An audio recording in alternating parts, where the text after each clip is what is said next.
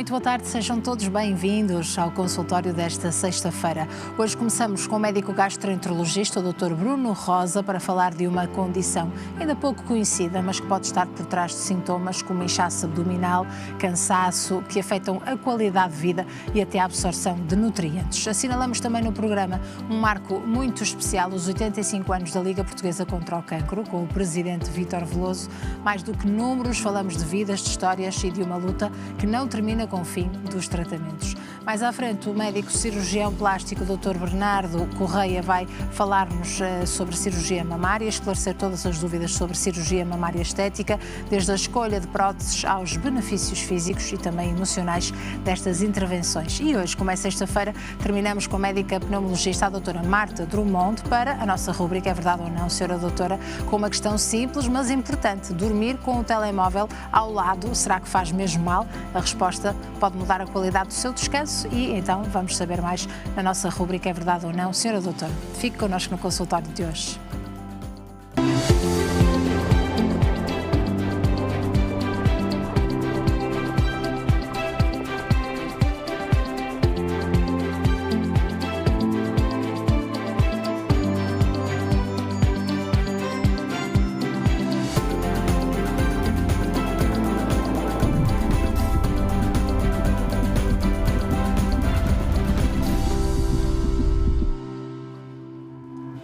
Este é o último programa consultório desta semana. Seja muito bem-vindo, tarde de sexta-feira. Obrigada por estar na nossa companhia. Continuamos a falar de saúde e bem-estar e levar até si temas importantes, relevantes, que impactam a nossa qualidade de vida. Também pode participar, juntar-se a nós. Como sabe, neste programa nós abrimos as portas do consultório para ter a oportunidade precisamente de colocar a sua questão, partilhar a sua dúvida e partilhar o seu testemunho também. Algo que pode fazer, mas primeiro precisa de inscrever-se. 22-508-3297 é o número de telefone que pode agora marcar, começar a marcar. Tem também disponível o endereço de e-mail consultorio@portocanal.pt ou ainda o número do WhatsApp 963-143-663. E depois de apresentarmos alguns dos temas, vamos então ouvir todas as suas questões relacionadas com gastroenterologia, mas também cirurgia plástica. São as especialidades que marcam a edição desta sexta-feira. Junte-se a nós.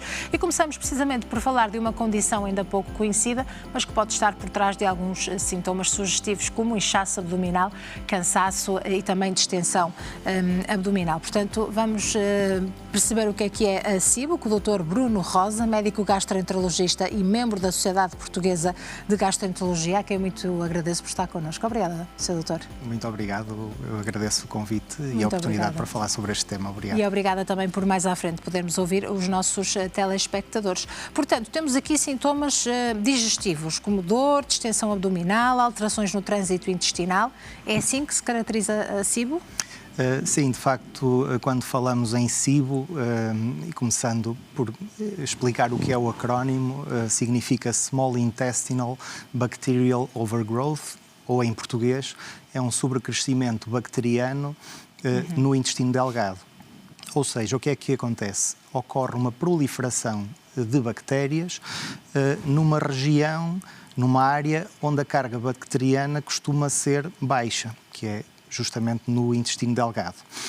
Eu creio que é importante começar por frisar que no nosso organismo habitam naturalmente milhões de bactérias e ainda bem que assim é, isso é necessário e elas exercem um conjunto vasto de efeitos benéficos, desde contribuírem para a digestão dos alimentos, contribuírem para a função imunológica, portanto, elas, ao se encontrarem no interior do nosso intestino, mas sobretudo dentro do intestino grosso, elas impedem, por um lado, a colonização por outras bactérias mais agressivas.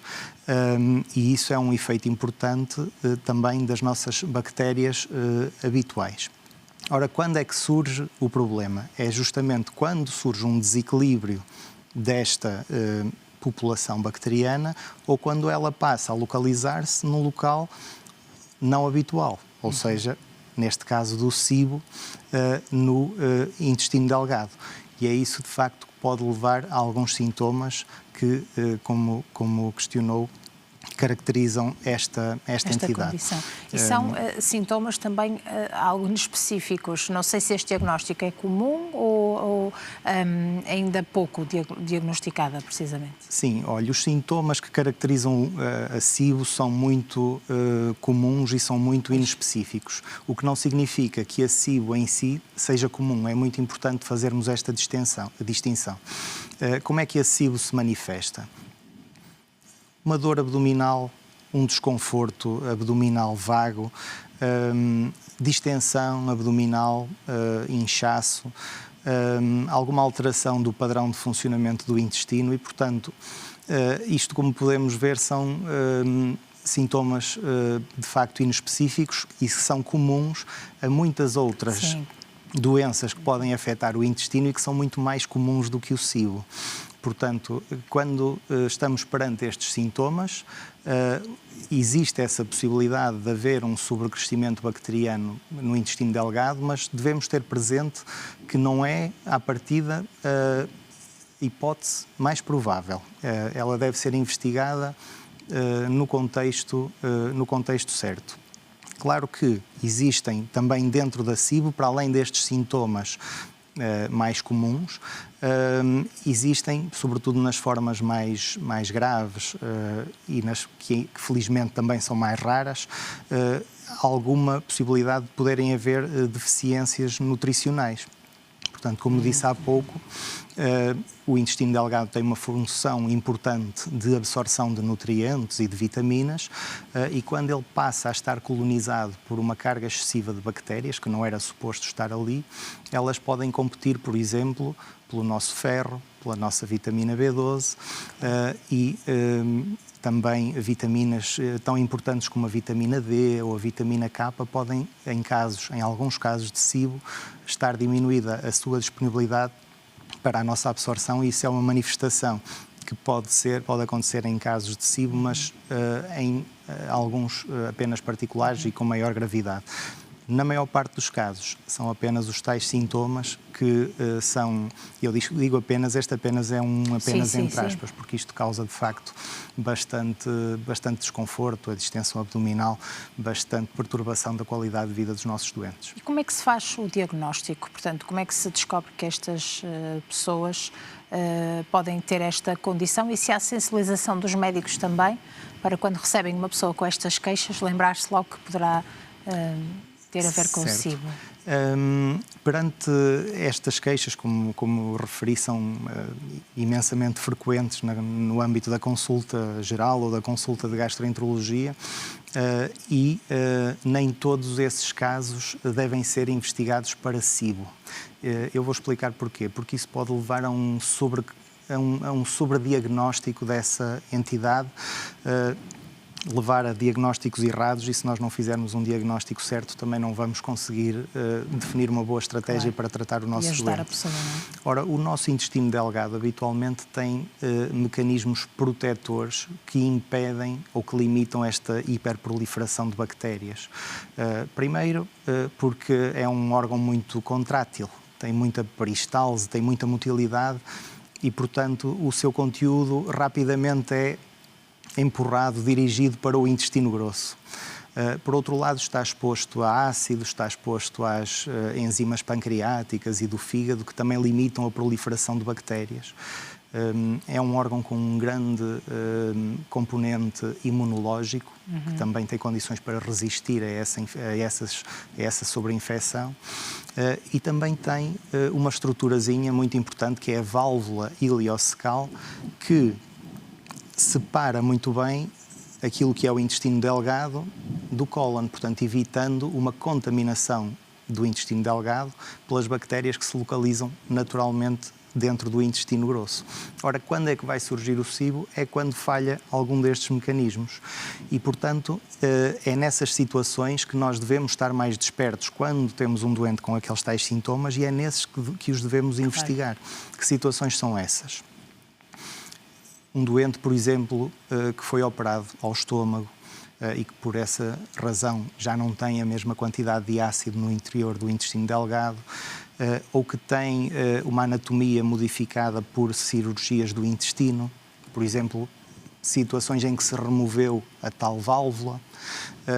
Outras situações, por exemplo, em que há um distúrbio da motilidade do intestino delgado, pessoas com diabetes, pessoas com algumas doenças do tecido conjuntivo, como a esclerodermia, em que o intestino delgado se vai mover muito menos e, portanto, há uma estase do conteúdo, uma persistência maior do conteúdo, mais favorece a proliferação de bactérias. Portanto, não basta ter só estes sintomas, há aqui um detalhe clínico muito importante. É fundamental, é fundamental. Também a utilização de antibióticos ou os famosos protetores do estômago, os inibidores da bomba de prótons, que são fármacos fantásticos, excelentes e muito necessários para algumas condições, mas se utilizados indiscriminadamente, por altas doses, por longos períodos, podem também ser um fator contribuidor. Portanto, nós temos que olhar para o doente e perceber neste doente, porque tem alguma destas condições que acabo de referir, vale a pena investigar o SIBO. E isso é feito hoje em dia de uma forma muito simples, porque é um teste não invasivo. É um teste respiratório que vai permitir quantificar o hidrogênio presente na respiração do paciente. Portanto, isso é incrível. Portanto, estamos a tentar ver, não é? O que é que está no intestino e conseguimos fazê-lo através da respiração. Sem dúvida. É um marcador indireto da presença de bactérias no intestino delgado. Porquê? Portanto, o doente apresenta-se em jejum para fazer o seu teste do SIBO, faz uma primeira expiração para uns tubinhos para medir a quantidade de hidrogênio que tem na sua respiração basal, na sua expiração normal, e depois é-lhe fornecido um substrato que tem glicose ou lactulose, ele vai ingerir e esse substrato vai ser digerido, fermentado, metabolizado pelas bactérias no intestino delgado e, portanto, se houver muitas, vai haver um pico de hidrogênio logo nos primeiros, habitualmente na primeira hora e meia após a ingestão desse substrato. E, portanto, esse hidrogênio vai ser absorvido pelo intestino, depois transita para os pulmões e quando o doente vai respirando, e ele vai fazendo essas expirações habitualmente de meia em meia hora, vai-se medindo e pronto, e quando há um pico de hidrogênio, isso favorece o diagnóstico de SIBO. Convém apenas referir, porque isto é importante, que estes testes têm alguma variabilidade na metodologia e têm alguns falsos positivos. E, portanto, daí a recomendação, se nós, passa a expressão, desatarmos a fazer exames respiratórios de SIBO a todos os doentes que se apresentam com sintomas de distensão abdominal, dor ou alterações do trânsito, nós vamos ter o risco de diagnosticar erradamente como SIBO condições que efetivamente não são. E se assim for, se confirmarmos esse diagnóstico, qual é o tratamento mais eficaz? O tratamento para os casos de SIBO, o tratamento de eleição, é a utilização de antibióticos. Habitualmente não é qualquer antibiótico, embora existam várias opções, existe que é o mais utilizado, que é a rifaximina, e que é um antibiótico que é pouco absorvido, que permanece no interior do intestino e é aquele que tem demonstrado uma maior eficácia e também um melhor perfil de segurança, precisamente porque é pouco absorvido, para fazer o tratamento desta condição. Agora, claro que, conforme referi, como existem fatores que predispõem ao SIBO, esses fatores quase sempre se mantêm e, portanto, também existe o risco, e a história natural é de alguma recorrência e, portanto, de termos que ir utilizando de tempos a tempos antibióticos seletivamente deste género, quando se justifique clinicamente. Portanto, a pessoa não fica curada nem tratada só com um antibiótico, poderá voltar a ter os sintomas e depois, nesse caso, terá de fazer o exame outra vez ou não é necessário? Estando diagnosticada a condição e sabendo nós que é uma situação recorrente, não justifica, ao meu ver, estar a fazer de cada vez que surgem novamente sintomas, estar a repetir o teste. Há um aspecto também importante e que pode ajudar a não necessitar de tantos ciclos de antibiótico, que é tentarmos controlar essa hiperproliferação de outra forma, nomeadamente através de algumas modificações pontuais da dieta, da alimentação. Uma das que tem sido mais exploradas neste contexto e que tem mostrado resultados mais consistentes, é uma dieta baixa em FODMAPs, portanto no fundo alimentos que fermentam muito no interior do intestino. Refiro-me à generalidade das leguminosas, muitas frutas, também os açúcares que encontramos no adoçante, os alimentos com glúten e também os alimentos derivados do leite. Pode haver benefício em fazer alguma restrição desse tipo de alimentos na tentativa de controlar os sintomas relacionados com a SIBO. Mas o ideal será fazer esta dieta com acompanhamento de um nutricionista? Idealmente sim. É? Idealmente, até pelo sim. risco de déficit de alguma vitamina ou nutriente importante? Perfeitamente. É uma dieta que não é fácil de implementar corretamente e, sobretudo, de a manter. Ela, aliás, começa com a restrição destes alimentos e depois com a reintrodução gradual, e assim é que se consegue obter os melhores resultados, e havendo essa possibilidade de acompanhamento por um nutricionista com a experiência neste tipo de dieta, isso é a abordagem ideal, sim. Quando diz aos seus doentes que têm esta condição, há algum conhecimento sobre a SIBO ou ainda não? Sim, a maior parte das vezes em que o tema é discutido, até é o doente que vem com essa dúvida, porque é de facto uma condição que para a qual cada vez há mais conhecimento, mais divulgação nos meios de comunicação, nas redes sociais, e o que acontece é que nem sempre está devidamente enquadrada.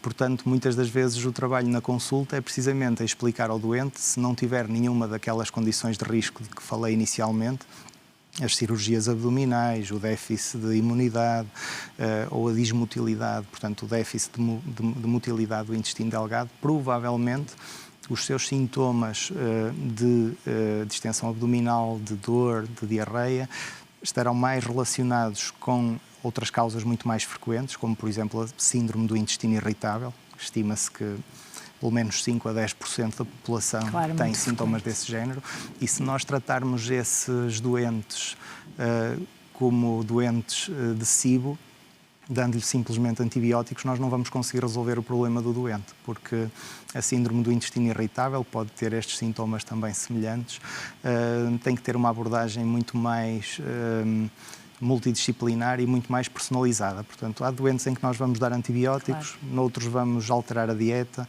noutros vamos precisar de dar antiespasmódicos para controlar aquela motilidade. Podem ter todos os mesmos sintomas, não é? Podem ter todos os mesmos sintomas, portanto isto é de facto um desafio. Nós temos que tentar perceber em cada doente o que é que está a contribuir mais para os seus sintomas. É uma hipersensibilidade visceral do nosso sistema nervoso intestinal, do nosso sistema nervoso entérico, que está muito ligado ao nosso cérebro e que é influenciado por ele? Será que está a haver alguma perturbação da motilidade? Ou será que há aqui alguma coisa a nível da alimentação que possa estar a condicionar estes sintomas e que possa ser modificado dessa forma? Portanto, tudo isto tem que ser uma visão integrada para que seja mais útil para cada doente. Muito obrigada, Sr. Doutor, por estar também connosco aqui no programa Consultório a falar-nos então desta condição.